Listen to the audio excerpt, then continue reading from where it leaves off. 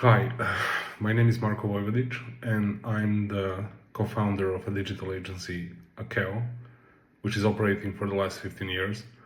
We have offices in Serbia and Slovenia, and I apologize for the environment. Like, this is my home office, so I got a late notice about the video.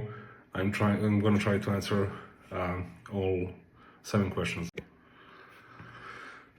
So, what inspired my entrepreneurial journey? I guess I could say that in my case, the elementary driver has been curiosity, like the trait which I had from my childhood. I was always curious about how things work, why do they work the way they do, and what happens if you affect them, if you interfere with operations of something. That's I guess like extended play for grown-ups, like where you can experiment, and out of these experiments you're able to find new outcomes.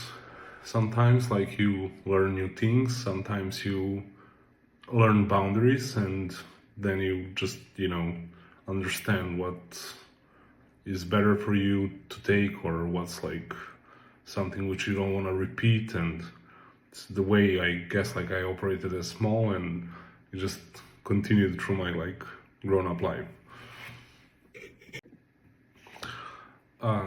If I would have to summarize this question, I would say communication, because like I started working like very early with international clients, so there was like I would say communication gap in not just language but also culture, and understanding different cultures and their values. Also, further when the company grew and we had the employees, like communication was like the essential skill to be able to delegate, to be able to transfer requests or transfer knowledge to people in an effective way. And furthermore, like the more the company grew, the more I would say the core value for a person is to develop soft skills and their ability to communicate what they have in mind, and to find ways on how to transfer this and how to portray this in the best way, or most effective, I guess. Like, so for me it was like learning how to communicate. So how do we integrate sustainability? I guess I'm lucky that I'm surrounded by young people, like majority of them are like 30s or under 30s, and they're already born like in a very fast-paced world with a lot of access and a lot of abundance in good and bad ways. I find that they're raised within already embedded sustainability as a cultural norm. They're born in a world where they recycle, they align with brands which have a high awareness of their impact on the world. Like they aspire to have Tesla, they all like to wear Nikes, they like brands and their commercial campaigns like Patagonia, or even if they're not like aware about it, like there's some underlying resonance towards those brands. They aspire to them. So in our case, I guess like for me, which don't belong to this younger generation, like I learn a lot, and I try to enable this culture. Like I try to encourage and embrace their ways and their mindset. I guess like every advice is working with some people and not working with others. So what I would like to hear from myself when I was younger is to be, I guess, more brave into making choices, and to, on one hand, surround myself with like-minded people which are supporting me, but also be more open to people who are on the other side of the spectrum, which have different opinions. It doesn't necessarily mean that you have to align with them or to change your opinion, but you will have a broader perspective and you can learn new things. You can notice or see a problem which you can solve or which can become an opportunity. So be open, but be true to yourself. Like, follow your guts. I would say that there are like inbound and outbound element to this. Like, inbound, I would say, like the way you treat resources within the company, human resources, how you treat people, how they treat like their environment, and so on. Even though that footprint can be smaller, even a small company can create a bigger impact. In our case, like as a digital agency working with different clients, and some of them like really big, like changing even the packaging of a product to use more sustainable paper could create a huge impact when there is 1 million products per month. So we kind of try to reflect on projects where we did things for a client in a way to understand like how did this impact their business, but also what was the overall impact of that activity to society, to customers, to the future of the company. So I would say like take small steps in improving things, but also be aware that you can create big impact by helping others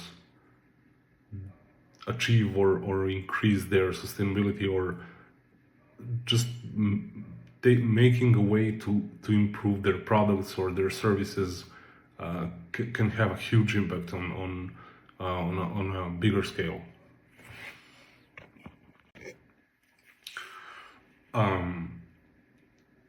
I would say that in this case, like one of the things which I learned after 10 years is like treat your clients as a partners and demand the same thing, because not everything is transactional, in a sense that if you can do out of 3 things, A, B, or C, something for a client, choose the one which is best for them, because they will keep coming back.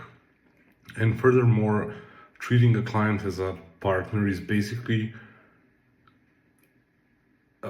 enabling yourself to be more open to idea to connect clients where they can have like a beneficial partnership, to open door for investors for a certain client, or to introduce people within your network, because all these things can lead to new opportunities and they will reflect back. They will gain value for you, which you don't necessarily see like immediately. Just treat clients as a partners and set your position immediately that you want to be their partner. You'll charge your work, you'll work transactional, but if you can make a choice, work with ones where you can both grow. I would have to get back to the previous question where I kind of stated that younger generation is born into this world, into world which demands sustainability because of the excess we created in the last 50 years. So while I'm 40, while I have to explain to my friends like what are the benefits of electric car, like why should you buy Tesla, for somebody who's 20, 25, like that's a no-brainer for them. Like they're gonna lean into it. Or what are the advantages of Akeo as a furniture company, or clothing. I mean, they're not like they're exposed to a world and kind of for them sustainability is like intrinsic. Like they are born into a crowded world where things are not going in a right way, in a sense of how we consume resources and what are we going to leave behind. So even if we don't understand things like from our perspective of generation before them, I would say that we should listen, because I don't know a lot of people older than me who are using ChatGPT on a daily basis. For them, it's like using a pencil, and so many other things. Like it's like learning the language. A child, which is 1 year old, doesn't understand how do they learn a language in 2 years. Like for us, it's a system and a process which is never effective as for the younger ones. So there are things which are not in experience but in exposure, which the younger generations are much more exposed to environment and general impact on how things treat each other and how they treat world around themselves.